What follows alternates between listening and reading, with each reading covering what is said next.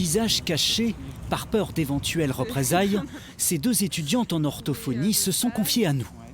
À Besançon, elles entament leur 5e année d'études et toujours le même mal-être. C'est des appels pendant les vacances, les jours fériés, des mails à 4 h du matin pour un cours qui a lieu à 8 h, des mails à 23 h pour nous dire que finalement on commencera plus tard le cours.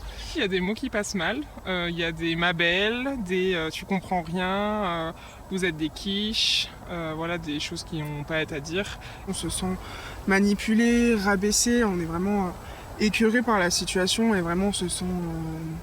Il y a beaucoup d'intimidation, on a l'impression d'être pris au piège, vraiment un sentiment d'incompréhension générale en fait. On a quand même beaucoup d'étudiants qui ont des troubles alimentaires, des troubles dépressifs, qui prennent des anxiolytiques. Maîtres de stage et enseignants ont tout résumé dans une lettre écrite il y a quelques jours. On y parle de la détresse psychologique des 150 élèves suivant actuellement la formation et de ceux qui l'ont terminée mais en souffrent encore. Plusieurs députés ont même alerté le ministère de l'enseignement supérieur.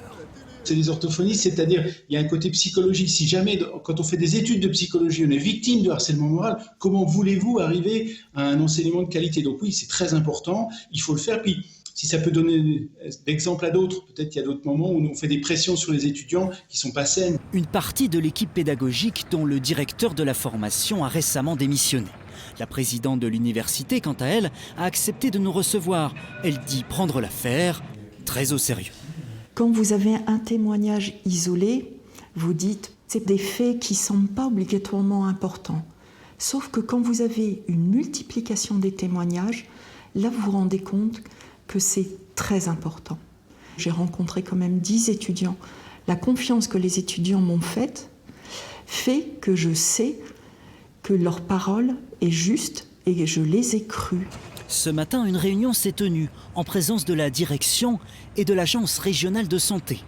Les faits ont été signalés au procureur de la République et les cours sont suspendus jusqu'au 14 novembre inclus.